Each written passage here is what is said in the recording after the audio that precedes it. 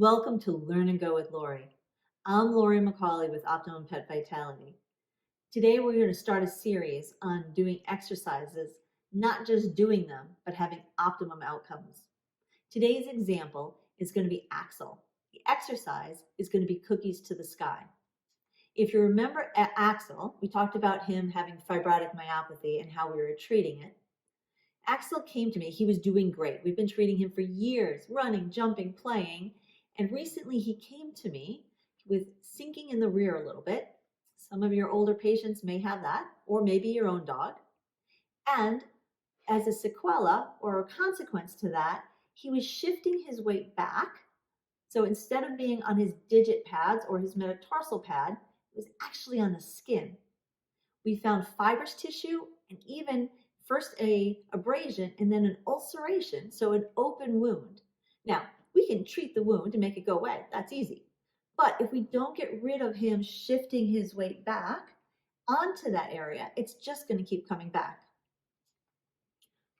So what's our goal for Axel? Our goal for Axel in this exercise, and I gave him several, but I want to show you with this one, is I want to strengthen the muscles that extend his hip, his knee, his hock, and his toes to get everything stronger so he can be up on his toes and have his weight more forward on his feet, not shifting his weight back onto his skin.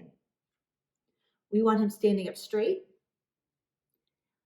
and we want to also strengthen his trunk. Why? Because he's a German Shepherd. Now, I've been working with him for years, so his trunk is nice and strong, but I continue to want to maintain that because not only is he a German Shepherd, but he's 8 years old. So by definition, being a large dog, he's geriatric. The other important thing to think here is because he is geriatric, we don't want to start with an exercise that's too much for him or that can hurt him. So we started with an exercise that's isometric. So what's isometric? Iso, same, metric, meter, length. So just like you doing a plank is using your muscles without changing their length. Once he gets strong enough with this, we can do concentric or shortening of the muscle or eccentric lengthening of the muscle, maybe. So I taught Nancy Jane, I taught Axel, we videoed it, we sent them home, and I always ask my clients to say, hey, can you send me a video or a picture and let me critique it, and then I will tell you what wonderful or this is what we want to do different. And this is the picture that Nancy Jane sent me. My instructions were to her was I want Axel's front feet on the couch and I want a cookie above his head so he's reaching straight up to get the cookie to strengthen everything. What do I see here? When she sends me this picture, I look and say, he's so smart. He's totally cheating. He has his weight on his front end. He's pulling himself forward on his front end and he doesn't have full extension in his back end. And where's that cookie? Where's his nose? His nose is at an angle. His back is flat, which means he's doing this. He's not doing this, which is what I was looking for. And when I look at his feet, he's a little bit better, but not optimum. What do I want to see? I want to see him I want to see Nancy Jane raise the cookie 3 to 5 inches higher so he's up on his toes, strengthening all of those muscles. I want to see his front feet on the couch, not his elbows. And I want to see everything extended. Don't get me wrong.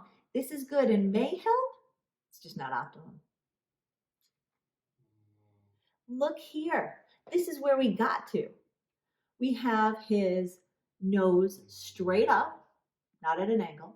We have concavity in his back, not straight. So I'm working on the muscles of his trunk, both abdomen and his back.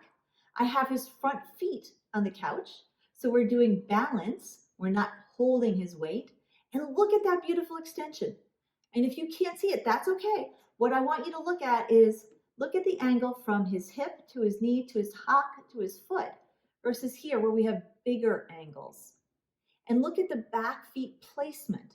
When we're sitting here, we're looking at this, he's still shifted back a little bit.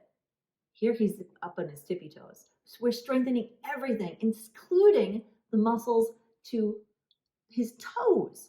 So we're getting everything with this, stretching them.